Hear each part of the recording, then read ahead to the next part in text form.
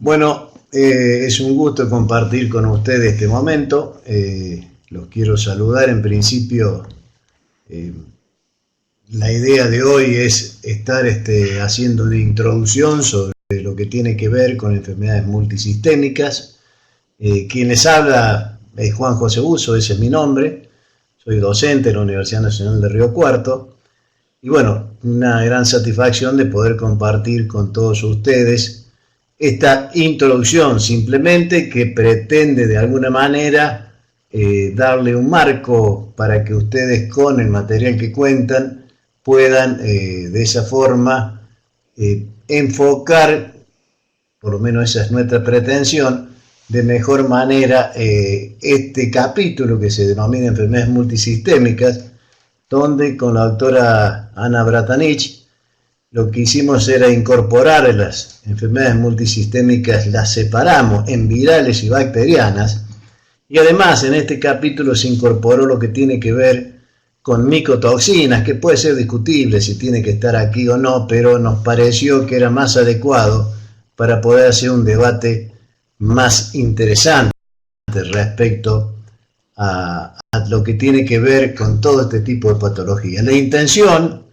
es que ustedes de alguna manera con esta información que cuentan puedan encarar, enfocar, debatir, discutir, tratar de utilizar todos los sentidos a los fines de que de alguna forma puedan arribar a algún tipo de diagnóstico y mucho más importante aún poder alcanzar la aplicación de medidas de control que sean efectivas.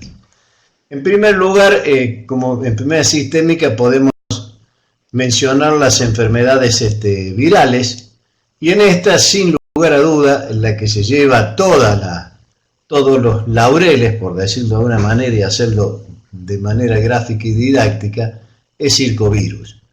Circovirus es una patología muy compleja a tal punto de haber hablado de algunas enfermedades como el síndrome de Hemero-Podestete o de dermatitis nefritis, hoy lo que estamos hablando es de enfermedades asociadas a circovirus. Y en este sentido podemos hacer una serie de aseveraciones respecto a este circovirus, que es un virus ADN pequeño y que están reconocidos hasta el momento 3 circovirus.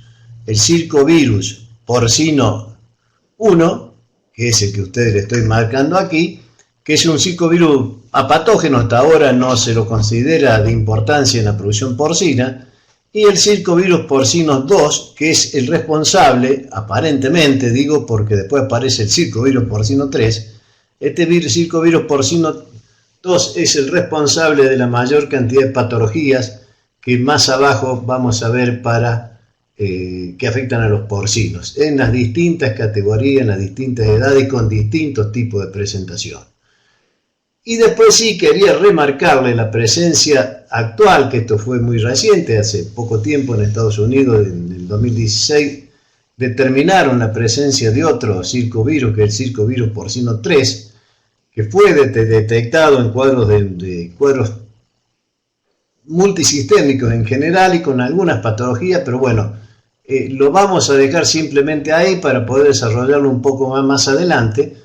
Pero esta es una información que es muy reciente y todavía tenemos poca información respecto a su comportamiento, pero seguramente es uno de los agentes patógenos que nos va a complicar indudablemente en las medidas de control para esta enfermedad. Cuando uno habla de enfermedades asociadas a circovirus, sin lugar a duda, se encuentra con un montón de patologías, con cuadros de infecciones subclínicas, donde no hay cuadros clínicos, y con infecciones clínicas. Este es un virus de los que habitualmente se los denomina inmunomoduladores, o sea que está complicando siempre de alguna manera un montón de cuadros, o está presente, ayudando, compartiendo en coinfecciones con distintas patologías, con otras enfermedades. Tiene, de alguna manera, algunas connotaciones similares a algunas micotoxinas en cuanto a su capacidad inmunomoduladora, pero es un virus que está presente en la enfermedad sistémica de circovirus porcino 2, que este es el famoso síndrome de desmedro post-destete, una patología muy severa que tiene una morbilidad de media alta, pero una letalidad casi del 100%, y que es la que históricamente empezamos a ver que empezó a ocasionar grandes problemas en la producción porcina.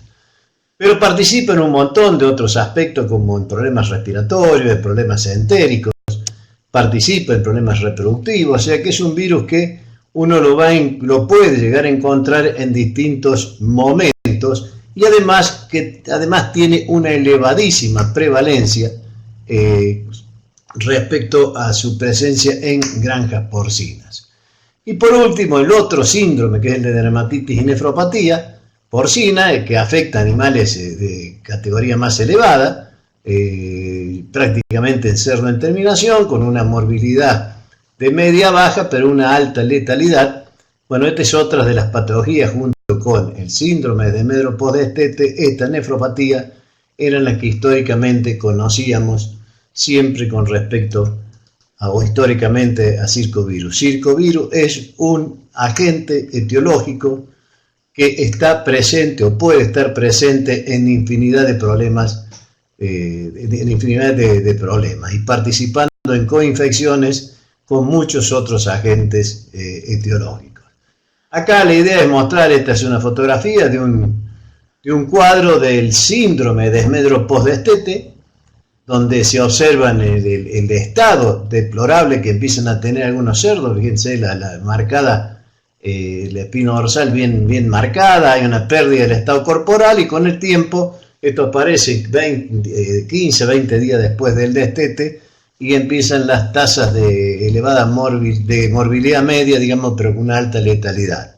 Y luego tenemos el síndrome de dermatitis nefritis, que es el otro que habitualmente eran de los tradicionales, donde observamos cerdos ya de terminación, gordos, pesados, donde la letalidad es prácticamente del 100%, comienza con lesiones que afectan la región posterior, perineal, y bueno, el animal termina prácticamente muriendo, y sus hallazgos a la necropsia fundamentalmente son una adenomegalia bien manifiesta, bien marcada, en cualquier cuadro, digamos, de circovirus, y luego también lesiones que tienen que ver con puntillado blanquecino diseminado por todo el riñón. Estos son los hallazgos macroscópicos más relevantes a los que podemos hacer referencia.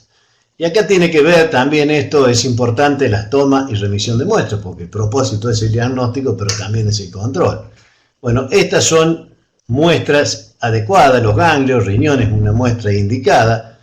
¿Por qué? Porque en realidad este es un virus de muy difícil aislamiento, no se están realizando de rutina, sí se están haciendo algunas técnicas que son de acceso fácil, y luego, por supuesto, se pueden aplicar técnicas de diagnóstico a través de biología molecular o inmunohistoquímica. Ustedes pueden ver, como es un virus que decíamos de características inmunomoduladoras, acá este es un corte de ganglio, donde podemos estar viendo bien los lugares. Hay una marcada depresión linfocitaria, o sea, una disminución marcada del linfocito en un corte histológico de ganglio, y reemplazado por células histiocitarias, por histocitos que, por supuesto, disminuyen toda su capacidad, el ganglio se torna edematoso y aumenta el tamaño. Este es otro corte que lo que pretende es mostrar, y ustedes pueden llegar a verlo, se ven bien, los cuerpos intracitoplasmáticos que se observan. Acá tenemos uno, este es un núcleo, acá tenemos un cuerpo intracitoplasmático, acá tenemos otro cuerpo intracitoplasmático, allá tenemos otro cuerpo intracitoplasmático.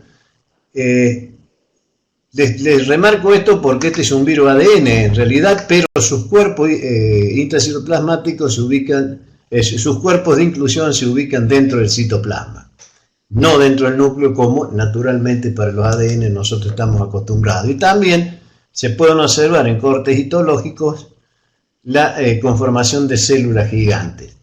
O sea, lo que quiero decir con esto es que uno puede estar enviando muestras al laboratorio a los fines de que, a través de corte histológico, si se encuentran con este tipo de lesiones, sumado al hallazgo clínico, la epidemiología, a los hallazgos clínicos patológicos, uno puede concluir con bastante certeza de que está en presencia de circovirus. Recuerden siempre que es una cuestión que nosotros decimos permanentemente con nuestros estudiantes en la universidad hasta en los lugares que nos encontremos, que el único que capacitado para hacer un diagnóstico es el veterinario que está actuando. Por eso es tan importante, porque el resto de individuos o de áreas lo que hacen es emitir informes. Un laboratorio emite un informe, pero el único que está capacitado es el veterinario que está trabajando enfrente del problema y está en ese lugar y es el único que puede llegar a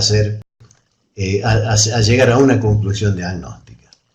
El diagnóstico, como les decía recién, tenemos el diagnóstico clínico, hay los cuadros de desmejoramiento o de dermatitis nefritis en los cuales hay animales que mueren rápidamente, que se mueren, digamos que se puede hacer necropsia. Toda enfermedad que causa alta tasa de mortalidad o de letalidad siempre es mucho más fácil de diagnosticar que aquellos en los cuales la enfermedad se presenta de manera subclínica. Obviamente, marcamos el diagnóstico clínico, el desmejoramiento. A la necrosis encontramos adenomegalia generalizada, o sea, los ganglios aumentados de tamaño. Podemos, lo que veíamos recién, encontrar células gigantes, cuerpos de inflación intracitoplasmáticos, lesiones en nefropatía. Y obviamente se pueden realizar pruebas de inmunohistoquímica en los lugares de la lesión o pruebas de tecnología en base a biología molecular que tiene que ver para la confirmación de diagnóstico de certeza. O sea que este agente, digamos, este circovirus, que es quien se lleva todos los laureles respecto a la problemática de enfermedad multisistémica viral, bueno, en realidad nos hace recorrer todo el sistema productivo, porque puede estar presente en cualquier categoría y puede ocasionar problemas en cualquiera de ellas, o directamente o en coinfecciones con otros agentes patológicos. Les quería mencionar simplemente, y solo a través de mención, ustedes en la bibliografía van a ver que a modo de telegrama, podríamos decir, está información de algunos otros virus emergentes, los cuales todavía no tenemos información clara de cuántos, si están o no están en la Argentina, pero sí sabemos que están ocasionando problemas, como el torquetenovirus, el boca parvovirus, un adenovirus, y el virus de la hepatitis E, un virus que es importante, la hepatitis E, porque es un virus que es zoonótico y con una tasa de letalidad importante en humanos. Esto simplemente se los menciono en el escrito que ustedes recibieron, está muy breve la descripción, es para estar atento. Pensemos que nosotros tenemos una gran responsabilidad al respecto y podemos llegar a identificarnos a identificar algunos de estos, pero hace falta que hagamos muchos estudios y por ahí es más responsabilidad de quienes estamos en algunas instituciones de estar viendo o buscando la presencia de estos agentes. Por otro lado tenemos las enfermedades multisistémicas bacterianas. Y acá casi que uno podría mencionar de alguna manera estas enfermedades como lo que se denomina complejo poliserositis. Uno podría hablar, nosotros acostumbramos, con nuestros estudiantes lo discutimos, lo debatimos, porque describir cada una de estas, Streptococcus suis, Haemophilus parasuis, Actinobacillus suis, que son enfermedades o patologías o enfermedades, digamos así, que se pueden describir cada una en su forma individual, porque así son, todas tienen un complejo que comparten, que son las serosas. La serosa es el lugar donde estos agentes tienen su impacto más importante. ¿Quiénes están involucrados en estas en estas enfermedades multisistémicas bacterianas, en los que les puse aquí, Streptococcus suis y Haemophilus parasuis, que son los de mayor frecuencia, los más problemáticos y los de mayor frecuencia de hallazgo, de aislamiento. Y luego tenemos Actinobacillus suis, que también tiene algunas, pero con mucho menor frecuencia que Strepto y que Haemophilus. Estas bacterias afectan casi exclusivamente, por eso en algunos momentos, casi exclusivamente en el periodo de recría post-destete o sitio 2, como querramos llamarlo.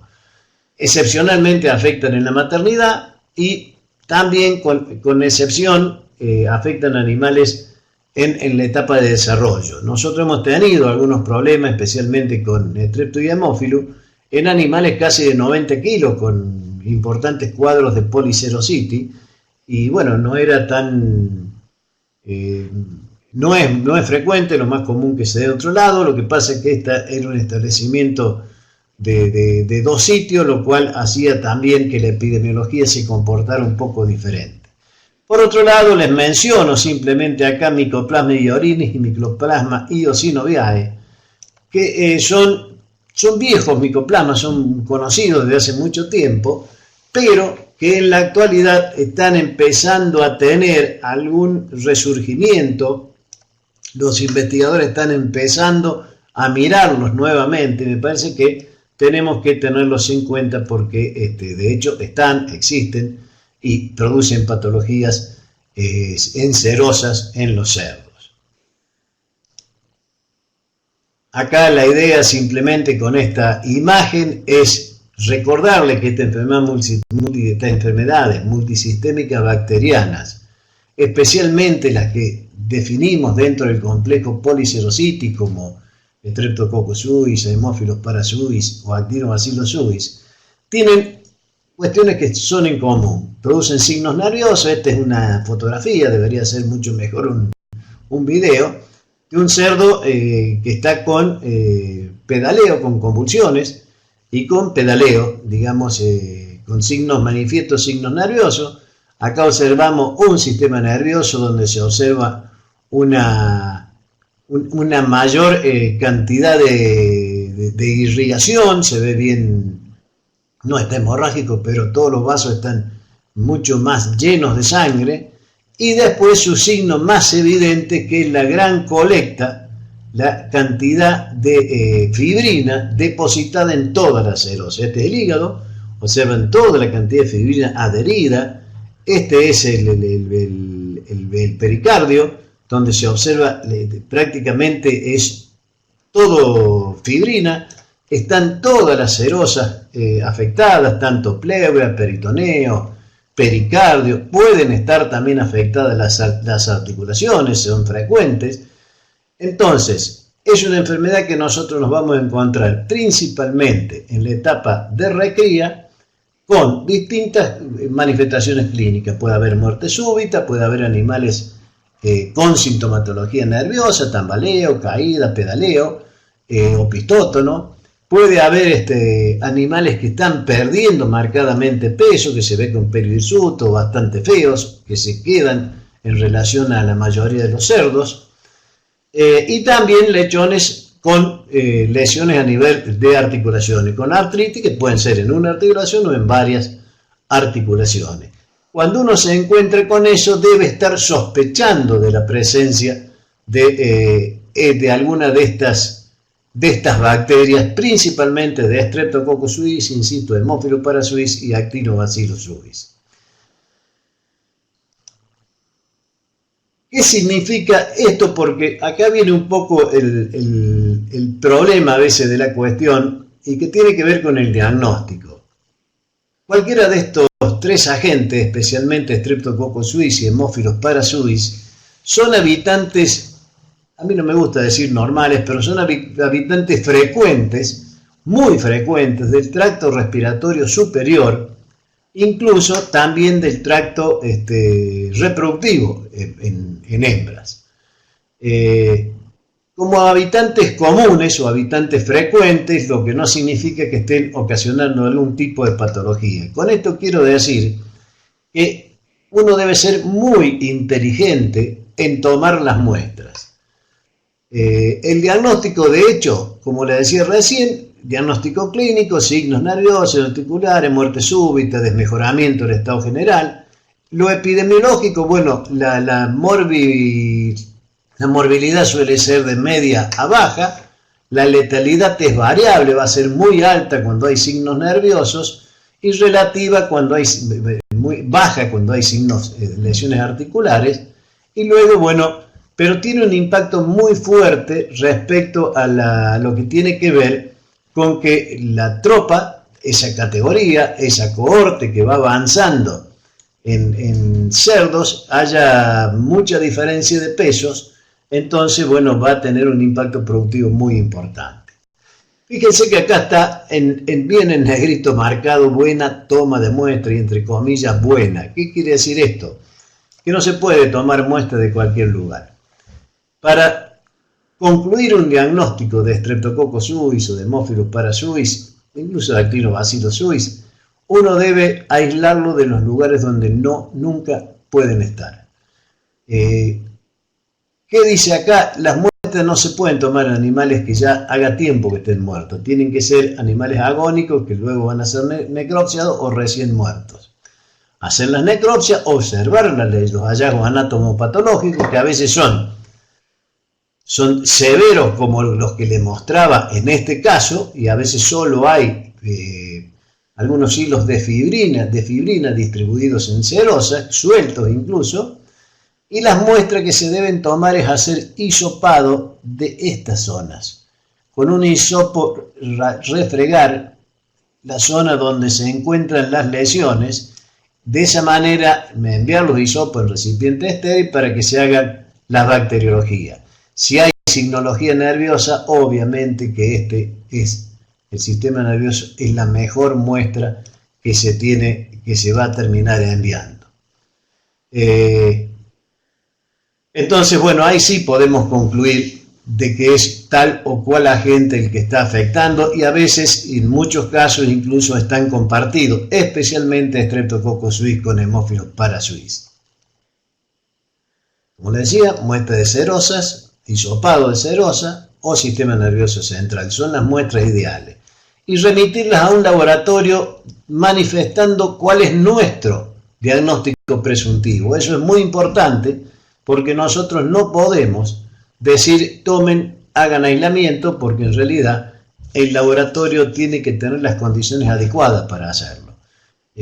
Por ejemplo, a Haemophilus parasuis, si nosotros no decimos que sospechamos de la presencia de Haemophilus parasuis, nos vamos a encontrar con que no lo van a aislar porque el Haemophilus necesita NAD, nicotina adenosíndinucleótido, una sustancia que requiere adicionar al medio de cultivo para que crezca esta bacteria. Si no tiene eso, no crece y nos da un resultado falso negativo. Por eso digo, hay que contar con un laboratorio que esté capacitado para el aislamiento de estos agentes, que pueda realizar antibiogramas y, de ser necesario, con capacidad para elaborar vacunas adecuadas y de calidad, que tenga incorporado autovacunas, digamos, de adecuada y de calidad, que tengan capacidad de incorporar un adyuvante bueno como la gente, que permite que la respuesta inmune sea la mejor posible. Bueno, en principio esto es lo que tenemos con respecto a las sistémicas bacterianas. Acá son tres las más importantes. Puede haber un montón de otras más que participan. Se habla de algunas clamidias, se habla de algunos otros agentes, de algún otro agente más, pero bueno, no importa, eso en principio, estos son los más importantes, los más relevantes, y lo importante es cómo observarlo y qué muestras tomar. Eso es fundamental para poder concluir un diagnóstico adecuado.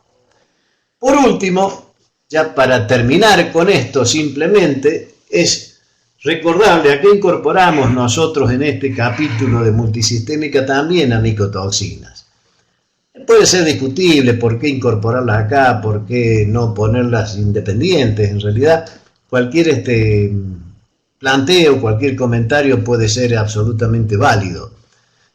Nosotros las pusimos acá en definitiva porque nos pareció el lugar más interesante.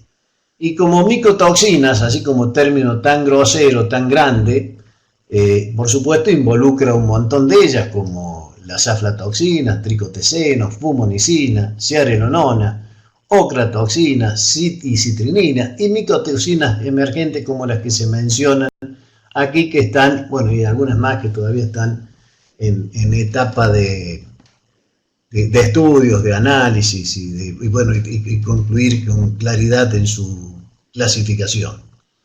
Las micotoxinas son uno de los problemas más serios que podríamos decir que tenemos dentro de la producción porcina, porque no tiene que ver directamente con el cerdo, sino con los insumos que traemos para producir la alimentación del cerdo, para producir alimentos para cerdo. Entonces, bueno, nosotros tenemos que prestar muchísima atención en la calidad del alimento, en la calidad, perdón, del insumo para producir el alimento, que es la etapa sustantiva, fundamental, que tengan buena conservación, que no sean granos rotos, que no favorezcan el crecimiento de hongos que provocan micotoxinas. Y posteriormente nos vamos, sí, por supuesto, nos podemos encontrar con cuadros espectacularmente severos producidos por algunas de las micotoxinas, y lo más común y lo más problemático es que muchas veces las concentraciones no son las más elevadas, y bueno, tienen un impacto muy fuerte, muy severo con respecto al impacto sobre la ganancia diaria de peso. Bueno, es donde pegan con mayor severidad, porque nosotros tenemos una alta concentración de cearenonona, por ejemplo, por decir algún ejemplo, y en la maternidad nos encontramos con lechoncitas que están amamantando con la vulva inflamada, edematosa, como si tuvieran en celo, por supuesto, absolutamente prepúberes. Podemos hasta casi concluir un diagnóstico que es muy alta la probabilidad de presencia de cearenonona, es bastante fácil el diagnóstico, y uno puede resolver el problema bastante con cierta premura. Pero bueno, acá tienen, estas son las aflatoxinas más comunes. Lo importante es trabajar con los insumos, revisar, analizar, comprar insumos de buena calidad, no insumos de mala calidad, y analizar con la frecuencia que corresponde y con la seriedad que corresponde la presencia de algún tipo de micotoxina que puede estar afectando. Después, si tenemos micotoxinas, podemos tomar decisiones de distintas características, como usar algún secuestrante, algún absorbente, o utilizarlo en alguna categoría que tiene menor impacto, o hacer diluciones. Pero esa es una cuestión cuando estamos con el problema y nosotros estamos en condiciones de evitar que el problema ocurra. Bueno, esto es todo como introducción. En realidad espero que les sirva de alguna manera con este capítulo de enfermedades multisistémicas, donde el principal objetivo es que uno se encuentra con una serie de enfermedades que tienen comportamientos en algunos casos muy atípicos, muy diversos, y que además pueden participar en la presencia de muchas patologías, como puede ser circovirus, o pueden ser incluso las micotoxinas, y después con las bacterianas, que son patologías que tienen una frecuencia muy elevada de presentación, y que tienen todas ellas, cualquiera de las que mencionamos de estas multisistémicas, cuando producen alta mortandad, son fáciles de resolver y de diagnosticar y resolver, pero el problema es cuando están en presentaciones tipo subclínica donde ahí se nos complica arribar al diagnóstico y tenemos que utilizar todas las herramientas que nos permite todos nuestros sentidos y todo lo que permite la ciencia a través de sus laboratorios. Bueno, esto es todo, así que muchas gracias y nos vemos más adelante.